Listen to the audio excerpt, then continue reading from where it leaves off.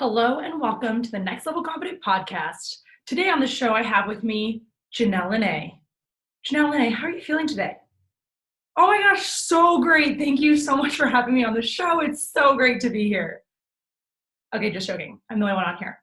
And it's just me today because I wanted to talk about a topic that is sexy and scandalous and oh, so fun to talk about. Debt, baby. Oh, yeah. Woo! Yeah, I can hear you cheering right now. I can hear you clapping. I was actually at a woman's, I don't know, like networking meetup today, and they had everyone stand up and share their celebrations, right? And so like there was a lot of celebrations. They got hoops and hollers, and I stood up and I was like, I'm getting debt free, baby. Me and my husband going through Financial Peace University. There was crickets. No one, everyone was like, who was talking about debt? But then, of course, numerous women came up to me after and were like, "Ah, that's so cool. You have to let me know how it goes. Like, I want to know more about that. It's such an interesting topic." And by interesting topic, I know what we all mean.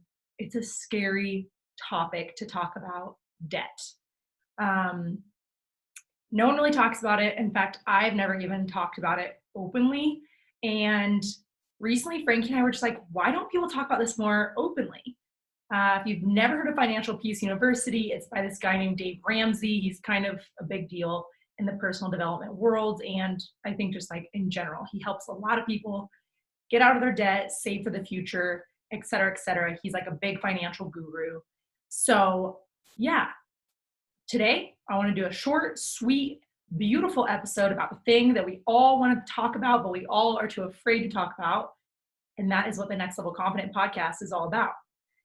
So, yeah, first, like I said, I used to never talk about money stuff because it was just too scary. I was like, let's talk about anything but this. Or if anything, it'd be like trying to make yourself seem like you have more money than you do. Anyone ever done that? Because you don't want people to know that you might be going into debt or that you put money on your credit card. But don't worry, you're not alone, because the average American has $38,000 in credit card debt, and that does not include a home.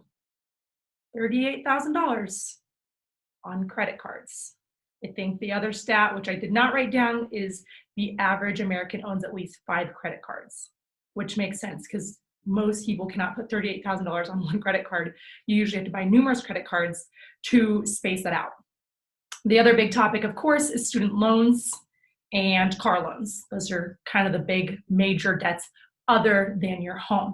So Frankie and I, like I said, we're just going to be so open. And I know often leaders, what frustrates me is that leaders will share about stuff once they're through it. Like they'll be like, I struggle with this, and now I don't struggle with this anymore. I made it through and I'm better. And you're like, wow, that's really amazing. But you never heard about the struggle while they are going through it. And that's something I want to be vulnerable about the fact that Frankie and I are currently in debt, and we are currently getting out of debt and being very proactive to do so. We're not going to make this a shameful topic because obviously most people are struggling with debt, $38,000 on average. And the more I'm having these conversations within our Financial Peace University, I'm seeing more and more that there are people who are $100,000, $200,000, $300,000, $400,000 in debt, not including their home, just credit cards and student loans. So this is a topic that should be talked about, and it shouldn't be embarrassing. It shouldn't be shameful. But what I think is interesting is that our country kind of sets a horrible example for us because our country just continues to go further and further into debt. So this morning, as I was preparing for this podcast, I looked up America's debt, which you can Google, and you'll actually find an entire debt calculator that is live, and you'll watch it grow. So as of 10:45 a.m. on Wednesday, January 15th, 2020, the U.S. national debt was $23,185,371,890,000 and counting. That last number was moving so quickly I couldn't even count it. Yeah, and I also had to prepare to be able to say that because I was like, wait, those are so many commas. Like, what words go where? So then I decided to take a video, and I decided to video for 15 seconds, the debt calculator as it was moving. And in 15 seconds, our country went $469,815 in debt. $469,815. So like, a lot of people want to make six figures in a year or something like that. That's 4 times that amount in literally 15 seconds. So yeah, I wouldn't say that our government is doing a great job being like, don't have debt. They're like, whatever, screw it, let's all have debt. Yeah, so like I said, $38,000 is the average American debt. And that is according to Northwestern Mutual's 2018 Planning and Progress Study.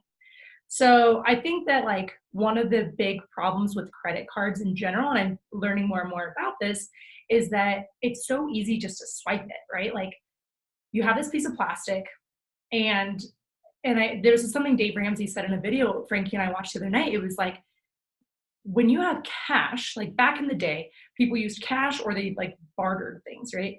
And you would switch. So like if I had money, I would hand you the dollars, they would leave my hands. Then if I got food, I'd get the food or whatever. But now the psychology is a little bit messed up, because instead what happens is like you'd run your credit card, you put the piece of plastic back in your wallet, and you get the food. You leave nothing with the cashier, so you don't ever feel like you're losing anything. So that's part of the psychology of what's going on here and why people end up spending more money than they have. So right now, if you're listening, maybe you do have debt, probably, if you're listening to this. Maybe you don't, and maybe you just enjoy learning. Thank you for being here. If you have debt, welcome, welcome, welcome. And why should you want to be out of debt?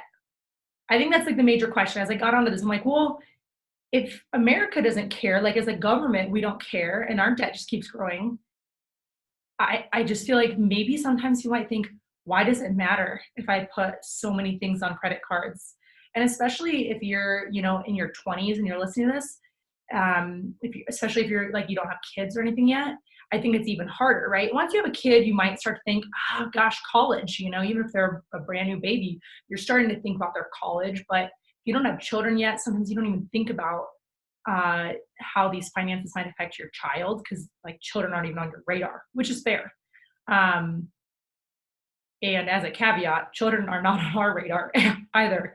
But Frank and I just want to be debt free because we're sick of it. We're tired of being in debt. We're tired of living outside of our means. And I don't know. I think it's just like kind of the world we live in today, where it's just fun is such a big priority, and it is nice to have fun, but it's like, oh, like, let's do this, let's do this. And clothing, like I feel like a lot of my clients I talk to, it's just like clothing is a huge one. Like targeted Instagram ads come up, and there's this like really affordable, $15 or $30 pair of workout leggings or something. And it's just so easy, especially now with like iPhones. A lot of times your credit card or debit card, well, probably credit card if we're talking about debt, it's just already plugged into your phone. So then you have your facial recognition. It recognizes the face, and then boom, you purchased it. And it's just so easy. And what's funny is like, as Frankie and I have been going through Financial Peace University, basically what they teach, the first step in Dave Ramsey's program, is to save $1,000. So he says, save $1,000. That's all you need in order to have like stowed away for an emergency. And then the rest of everything in your savings account, or if you don't have, okay, well, hold on, there's two parts. If you don't have $1,000 in your savings, your first thing is to save to $1,000. If you do have $1,000 or more, he actually encourages you to say you have $10,000 in savings. He says you should use your $9,000 to pay off all credit card debt and only leave that $1,000. So yeah, it's pretty, what you'll find if you've ever heard of Dave Ramsey or if you've ever heard his program, it's a very strict program, I'm not gonna lie, but it actually feels really good because we're starting to understand where our money is going. Okay, to get back on track, why should you want to be debt-free? I've taken some notes here. So number one, paying your credit cards every month takes away from investing in your future. Plus, the interest rates are ridiculous. So let's just say, this is for example, I came up with a scenario. Say you're 27 and you pay off your $38,000 in debt in 3 years. I mean, that's pretty aggressive payoff, but also totally doable. Because that's like $13,000 to pay off a year. I think pretty doable for your average human being. Like anyone, this program shows that you can pay off debt way quicker than you ever thought possible. Like Frankie and I are getting after it, baby. Okay. Then from 30 to 67, you put that $500 a month in credit card payments towards your retirement. Okay. So say right now you have $0 towards your retirement. Let's just say that for fun. I hope that's not true. If you are listening right now and you have not saved anything for your future as far as a Roth IRA, a simple IRA, a 401k through your work, if you are just planning on Social Security getting you by when you retire, good luck, my friend.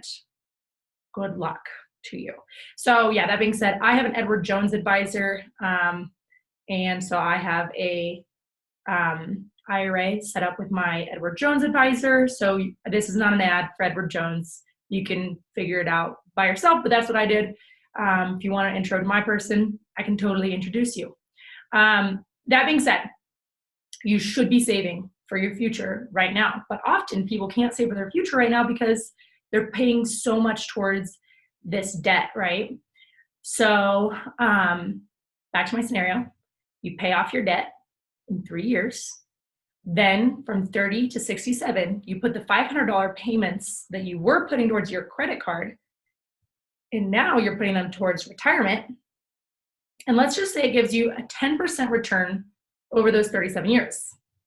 Historically, the 30-year return of the S&P 500 is roughly 12%. So I'm actually even going a little lower than the normal S&P 500.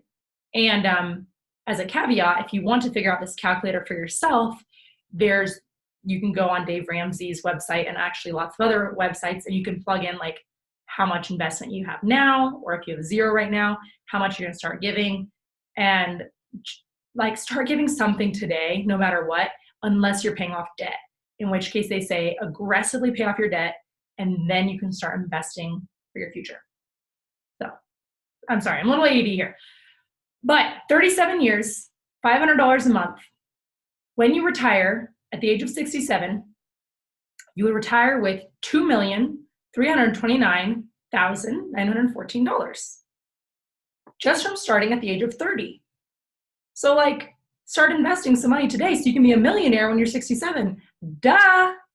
And that's like only $500. Like right now, that could seem like a lot to some people, but as you get older, you start to make more money.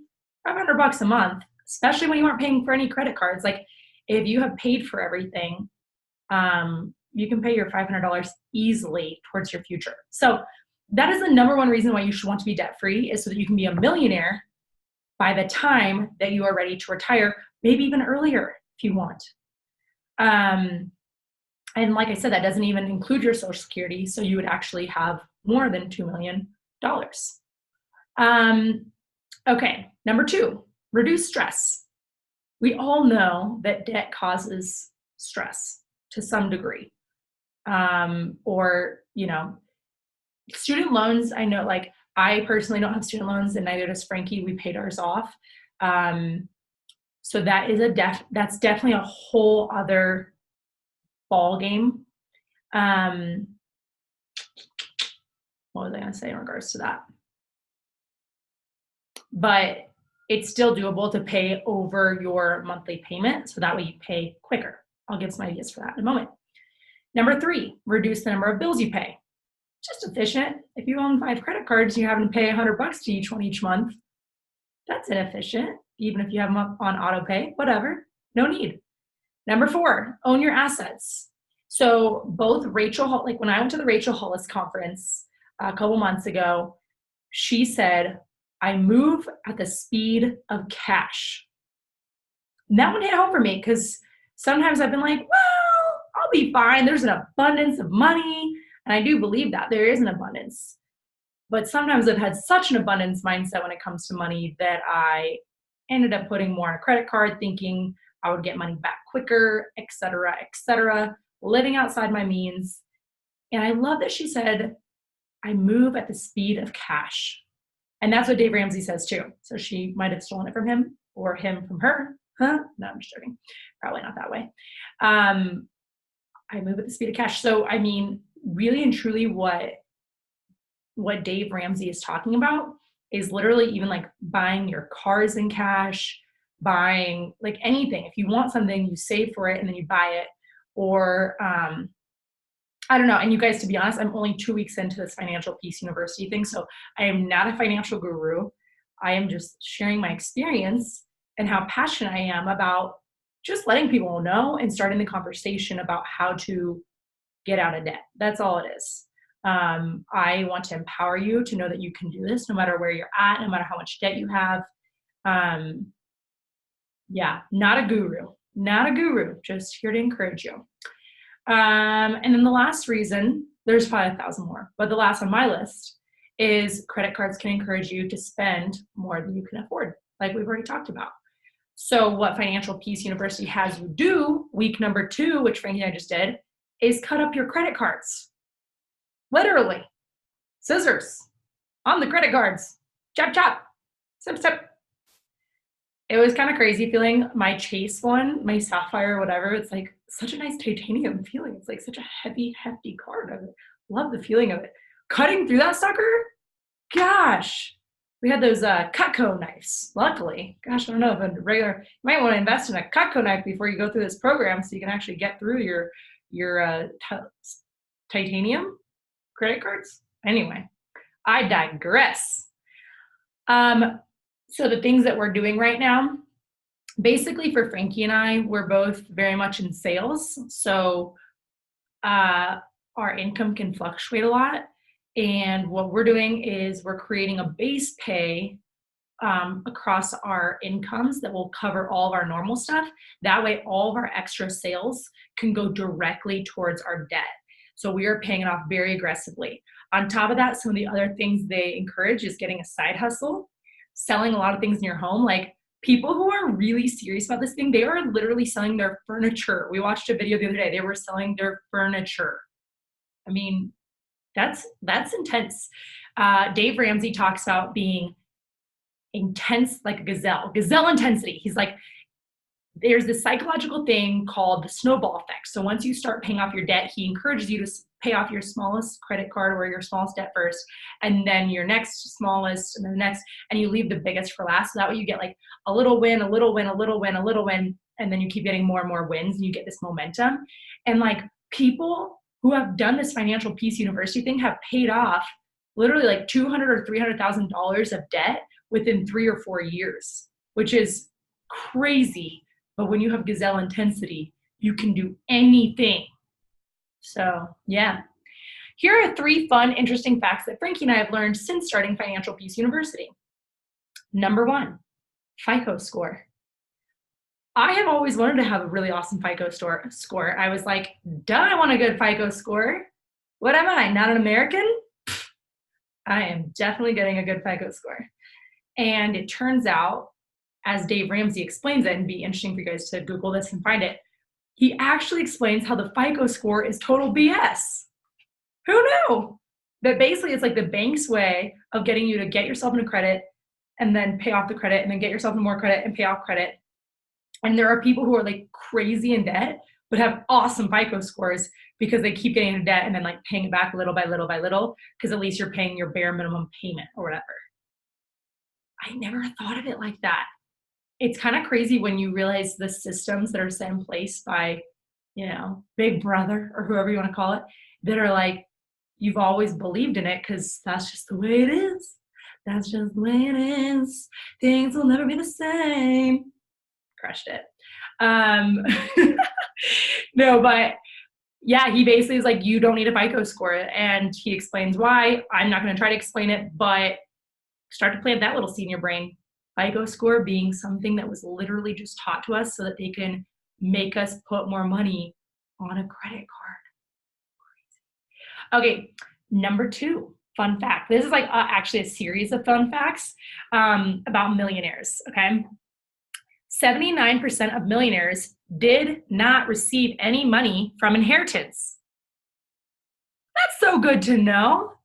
Thank you, Jesus. I'm glad to know that, you know, I mean, mom and dad, if you want to give me millions of dollars, I'll receive that, please. But no, for real, 79% of millionaires did not receive money from their inheritance, which means they made it themselves. The average time spent building that money, 28 years. 28 years to build their millionaire life. So yeah, we all want that instant success. I don't know if you saw my Instagram post the other day about how I used to pay for followers on Instagram, and now I'm paying for it because those followers, those paid ones, they're falling away. My number goes down all the time. And I'm like, wow, I guess that's what happens when you pay for followers. They're, not the best legit followers, not a good community. It's fake. It's overnight success. Same with your money. It takes time to build money. So don't, just because you don't have $1 million app idea and you're like, gosh, the lottery, hopefully I can win the lottery. Like, no, just get a handle on your freaking finances right now. The top 5 professions of these millionaires are engineers, accountants, teachers, management positions, and attorneys. Did you guys hear teachers, by the way? Might just get a little holla hoo for the teachers in the house. I don't know why I keep turning into like a black woman over here, but whatever, works for me. So that just goes to show you don't have to make so much money just to be able to be a millionaire one year. If you invest your money properly now and take the slow, steady route, aka 28 years on average, you too can have lots of money. It's called being smart with your money now. 1/3 of these people in this study of millionaires never made 6 figures any year of their life. Freaking mind blown. What?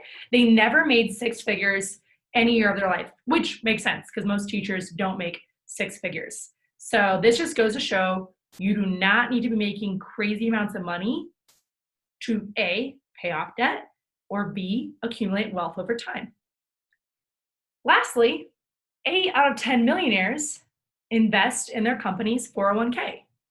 So I would think if you're listening, I should make the assumption, I would think that you have invested in your 401k, especially because most companies match 3-4% or something. So you were missing out on free cash money. But if you're not, go to the office tomorrow or email immediately and let them know you want to get signed up for that. Because you will hardly even notice that money gone. They'll just take it out of your paycheck. The last thing that I was going to read to you was a quote by Chris Hogan on phone. And I'm looking around and I don't even see my phone. So let me go find my phone. Hold on, please.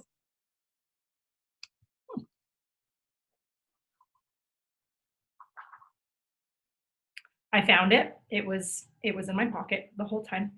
Okay. Forgot to prepare for this part. Anyone in America can build wealth. The only thing holding you back is you. Get out of debt, save consistently, keep your spending in check. Let time and compound interest do their magic. If you're willing to work hard and keep the long-term goal in mind, you'll reach the $1 million milestone. Chris Hogan, friends. So, what are some practical takeaways? I always like to give practical takeaways. Allow me to give these to you now. Number 1, I would go ahead and download the app called Every Dollar. Every Dollar. It's free. I think there's a paid version. There always is. But this one is free, and you'll put your incomes in there. And here's the thing. Let's think about the gym or eating healthy. It's never fun when you get started.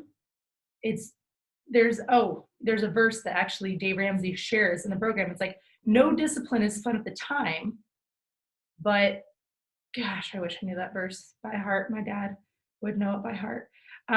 Needless to say, no discipline is fun at the time, but it makes you a badass over time being disciplined.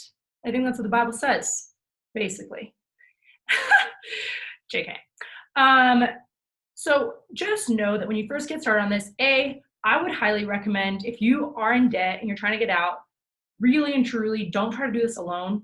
If you're married, obviously you should do it with your partner, I would think. And if you're single, you can still do it. You don't need to have a partner, but maybe you could do it with a friend. I would really encourage you to buy the Financial Peace University class, the course. It's online, but you can find once you sign up for the course online, you can get a free meetup in your area.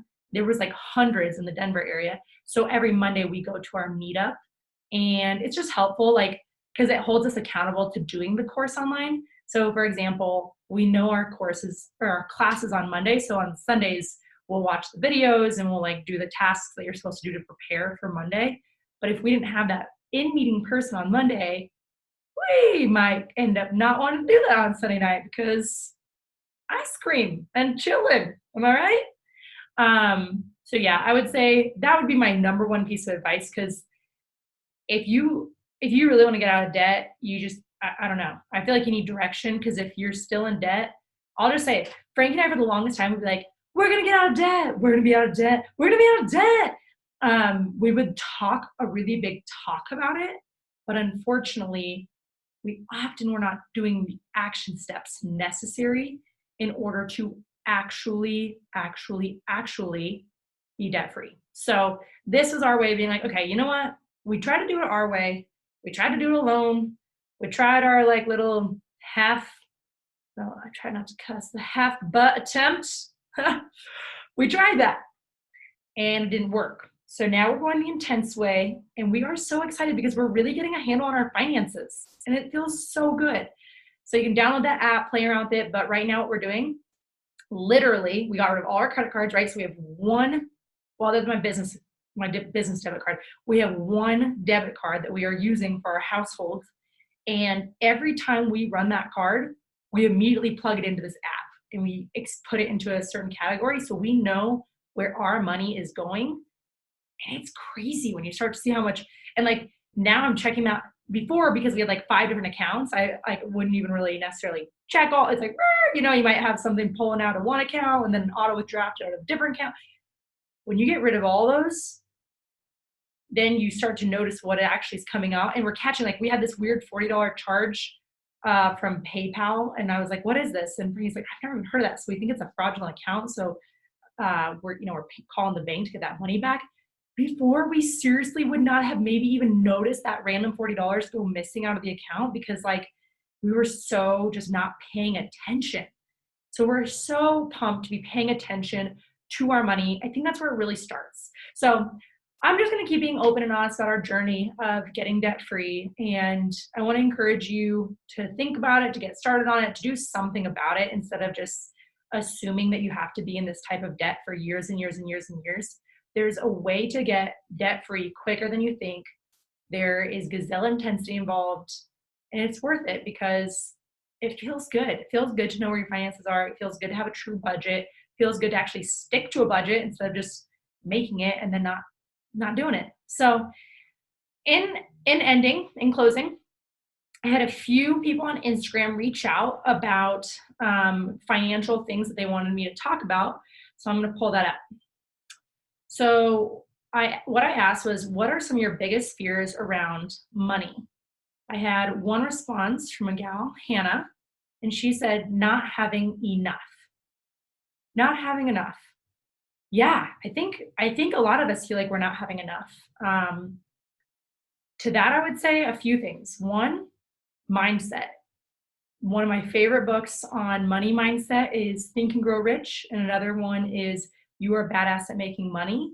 And both of those will talk about the abundance of money, and really coming from even a faith perspective, God provides. He's always going to provide. So, Hannah, for you, I would say if you feel like you don't have enough, I would do the financial piece and see where your money's actually going, see how you're actually spending money.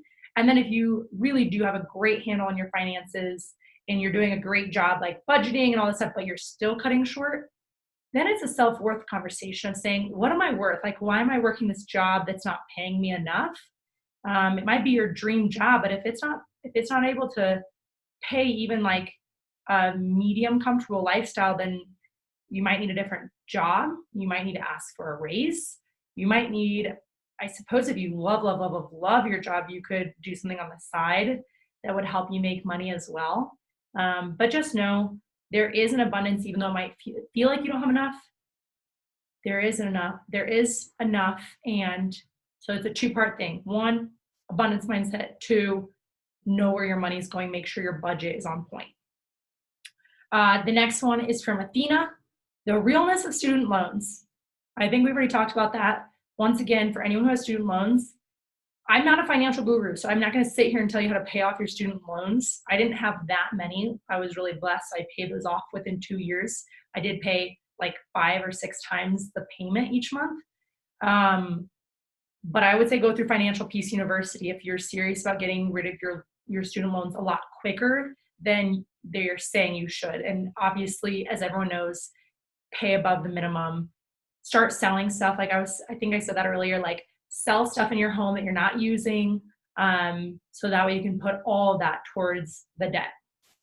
Another one is from Kristen, and she says needs versus wants. And I think that's a good point, like needs versus wants. If you have debt, where we're at right now is like, we're not doing any clothing shopping for the next 3 months. We are cutting out like a lot of things. We're still doing our date night every week, which I think we've allocated, can't remember if we said $50 or $60 a week for our date night. But otherwise, we will not eat out a single time other than that. And then as far as coffee, 1 latte per week right now. So that for me, that's $7 because that's how freaking expensive lattes are these days, apparently. I'm just joking.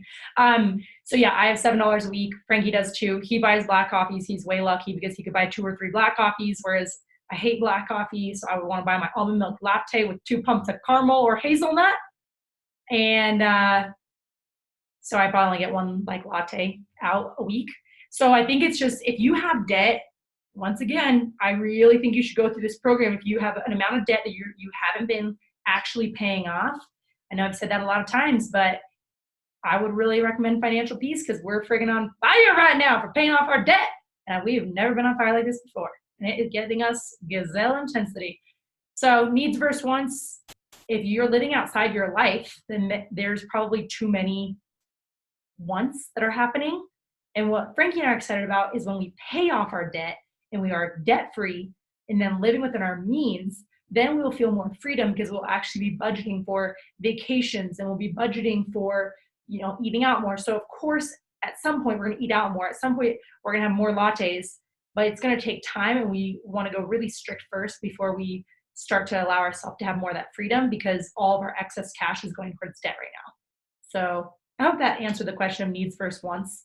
I would just say also, if you don't have any debt, and you're not putting too much money into a, like I said, Roth IRA, 401k, something like that, definitely look at how much money you're putting into that, put that in the calculator, figure out how many millions of dollars you're going to have when you retire. It's important for you to know how you're saving for your future. Okay. In closing, I have a few motivational quotes that I have pulled up from my 2 favorite financial gurus. One is Dave Ramsey, and 2 is Jen Sincero, who writes, "You are badass at making money." They're both a little bit different, but I really like both their stuff together because one is very strict and then one is a little more abundance mindset. And I think you can do both at the same time. So this is Dave Ramsey. If you will live like no one else, later you can live like no one else. What does he mean by that? If right now you work hard, you save more money, you pay off your debt, later on, you'll have all that money and you'll live like no one else. You'll be able to do lots of cool stuff and have a nicer car or whatever, like whatever you want right now, you'll get it down the road. If all the Joneses, all the broke people, think you are cool, you are headed the wrong way. If they think you're crazy, you're probably on track. Wow. I wonder if you guys think I'm crazy right now. Probably. Oh, this is a quote I learned at a personal development conference. Short-term sad face, long-term happy face. When I was going to quit my job at Fit Athletic Club, the gym I worked at in San Diego, to launch my company, coming up on 2 years ago now, I remember him saying at the conference, short-term sad face, long-term happy face. In reverse, he says, short-term happy face, long-term sad face. Yes, I know this sounds a little cheesy and a little kid-like, but just think about it for a moment. It's kind of like living hard right now. Like right now, Frankie and I being so strict and being like, we're not hardly eating out. We're hardly having our coffee that we're used to. We're hardly traveling like we're used to. We are cutting back. We are selling our random crap around the house we don't need anymore. Short-term sad face, long-term happy face. Same with the job. You can stay in a job you hate, and for now, it'll feel really good. Short-term happy face. If you keep staying in that job you cannot stand, not that I couldn't stand my job, but I really wanted to launch this company. If you keep putting off doing the thing you really want to do, and you keep putting it off and putting it off and putting it off and putting it off and putting it off, ultimately, one day, you're gonna wake up pretty upset with yourself. You're gonna have regret that you didn't do it sooner. And that brings me to Jen Sincero's quote, which says, procrastination is one of the most popular forms of self-sabotage because it's really easy. So if you're listening to this right now and any of it has resonated with you about getting debt free, don't procrastinate. You've put it off long enough. Seriously, put it off long enough. Take care of it. Take care of it now. Do something about it. Do something different, because what you're doing right now isn't working. So if it's not working, they say the definition of insanity is doing the same thing over and over and over again and expecting to get different results. At the end of the day, you might need support in this area.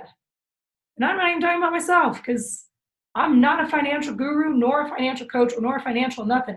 I am a brand new financial seeker, a financial interest, or I don't even know. But nothing that can truly, I'm helping you by starting the conversation.